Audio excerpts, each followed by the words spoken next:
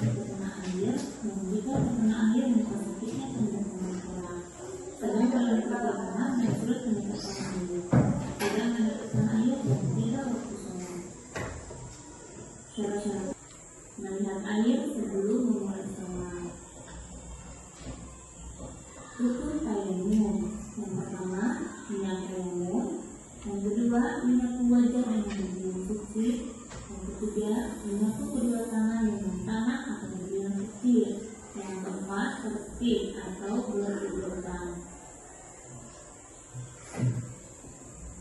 Tata cara tayamum. Yang pertama niat tayamum, menyapu wajah dengan debu atau tanah yang telah ditepiskan pada kedua telapak tangan, meletakkan kedua telapak tangan kembali di atas debu atau tanah yang suci dan menyapukannya pada kedua tangan sampai suci.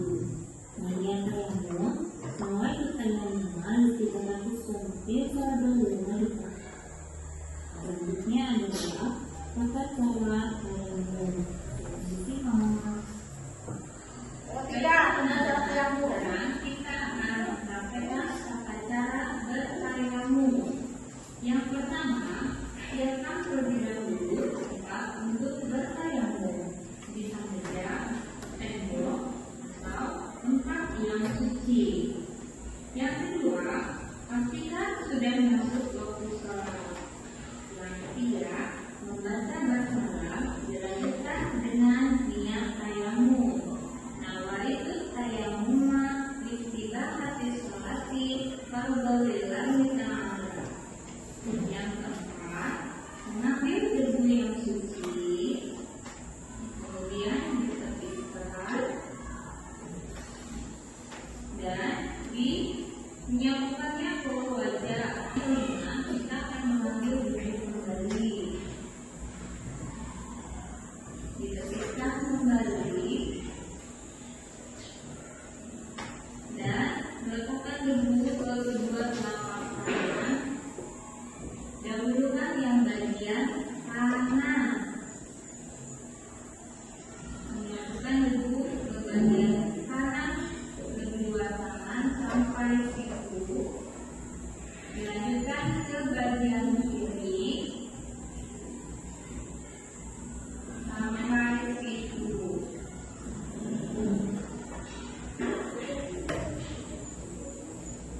Nah, anak-anak, demikian tata cara bertayamum. Silakan dipraktikkan di rumah. Terima kasih. Sholat merupakan ibadah yang wajib dilaksanakan. Artinya, jika dikerjakan berdasarkan dan jika ditinggalkan berdasarkan dosa. Bahkan ketika sakit pun diperlukan melaksanakan sholat. Bagaimana cara melaksanakan sholat bagi yang sakit? Islam merupakan agama yang mudah dan tidak pernah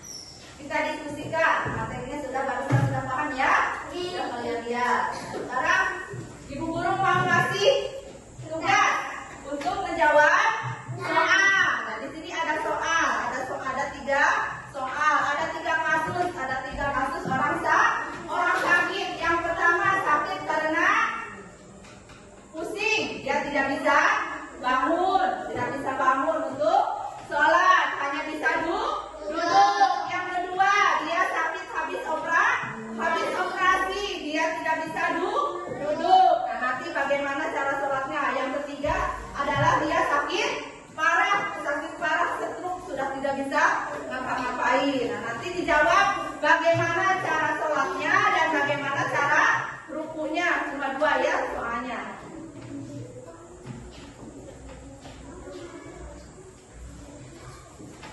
Oke, Ibu Guru jelaskan dulu. Nah, tadi kan sebelum syarat sahnya sholat itu apa dulu? Harus berwudu. Nah, tapi kalau orang sakit, kalau misalnya sakitnya kalau menyentuh air nanti sakitnya akan tambah parah, kita bisa melaksanakan dengan cara tayamum. Nah, tayamum itu pengganti wudu, yaitu wudu dengan menggunakan debu yang bersih, yang suci. Nah, di mana kita bisa mencari debu yang bersih, yang suci? Misalnya di sini, di meja ini ada debunya, di dinding, di jendela ada debunya. Nah, apa syarat boleh orang bertayamum? Yang pertama kan tadi sudah dijelaskan, apabila orang itu sakit. Nah, sakit kalau misalnya mau sholat terus berwudu pakai air, nanti sakitnya tambah parah. Dibolehkan untuk tayamum.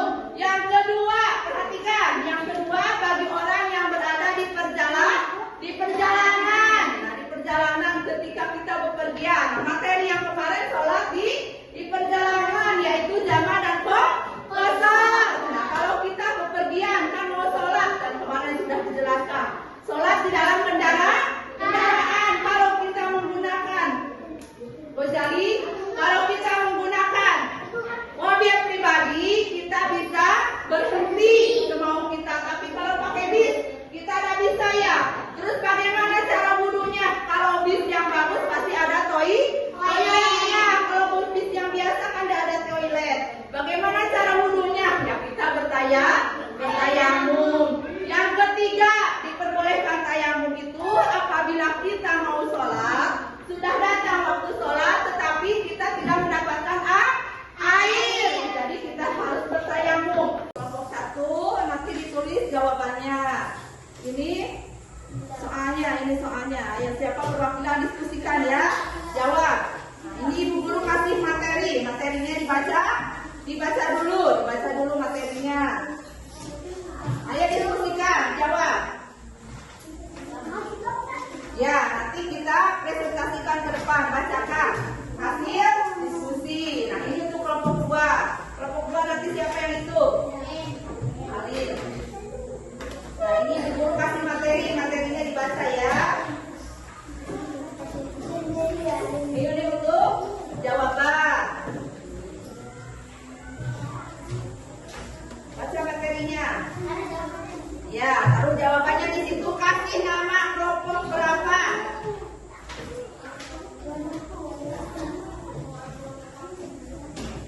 Nah, ini contoh kasusnya. Ini untuk kelompok 3. Siapa nanti yang ke depan? Ini dibaca ya, Mulis ya. Baca Mulis. Nah, terus semuanya dibaca, diskusikan. Nanti jawab kasus yang ketiga. Nanti Mulis jawab. Yang dibaca materinya dibaca. Ayo diskusikan. Tulis kelompok 3. Dibaca bareng-bareng. Ya, apa ini kan materinya dibaca. Ayo cepat jawab. Diskusikan apa jawabannya, bagaimana cara sholatnya, bagaimana cara rukunya. Jawabannya kan 1 ini ya. Ini 1. Pokoknya nomor ini. Ayo tulis. Alin. Nah, jawabannya apa nomor 2? Tulis apa jawabannya? Ya. Nanti yang nulis itu nanti Kinan aja kasih tahu temennya jawabannya apa.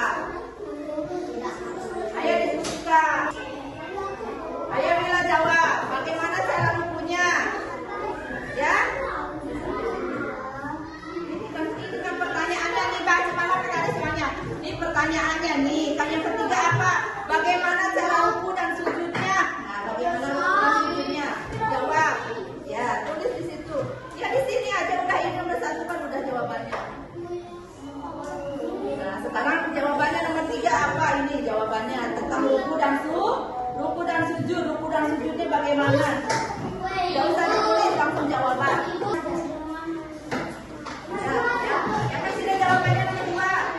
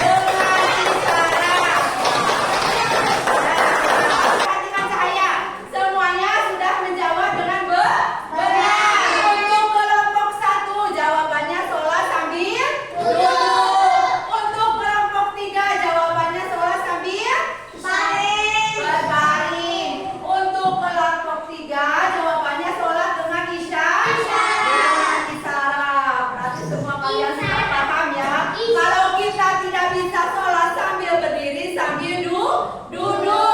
Kalau kita tidak bisa sholat sambil duduk, sambil berbaring. Kalau tidak bisa berbaring dengan isyarat. Perbedaannya di ruku dan sujud. Nah, untuk selanjutnya kan tadi kalian secara diskusi sudah paham. Ibu guru ingin tahu bagaimana kalian sudah paham atau belum tentang materi hari ini, tata cara sholat bagi orang yang sakit. Nanti ibu guru akan kasihkan lembaran ya, kalian jawab, kasih nama. Nanti ibu guru kasih pertanyaan. Soalnya akan ibu guru bacakan. Nah, sekarang ditulis namanya. Tulis namanya ya. Tulis namanya.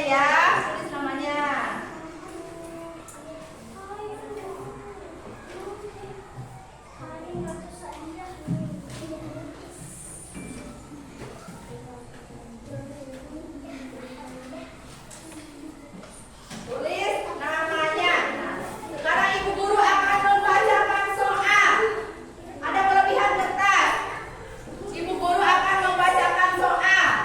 Soalnya adalah, perhatikan, bagaimana tata cara sholat bagi orang yang sakit? Ayo dijawab. Bagaimana tata cara sholat bagi orang yang sakit? Ayo jawab. Jawab. Bagaimana tata cara sholat bagi orang yang sakit? Tata cara sholat bagi orang yang sakit. Sholat bagi orang yang sakit. Tata cara sholat bagi orang yang sakit. Dijawab. Jawabannya 1, 2, 3. Ayo dijawab. Bagaimana cara sholat orang yang sakit? Ayo dijawab. Nah, kalau udah selesai dikumpulkan. Sudah, yang udah selesai dikumpulkan ya. Oh. Sudah semuanya sudah? Semuanya sudah selesai. Jadi ibu guru kumpulkan ya. Ya, semuanya sudah selesai. Sudah selesai.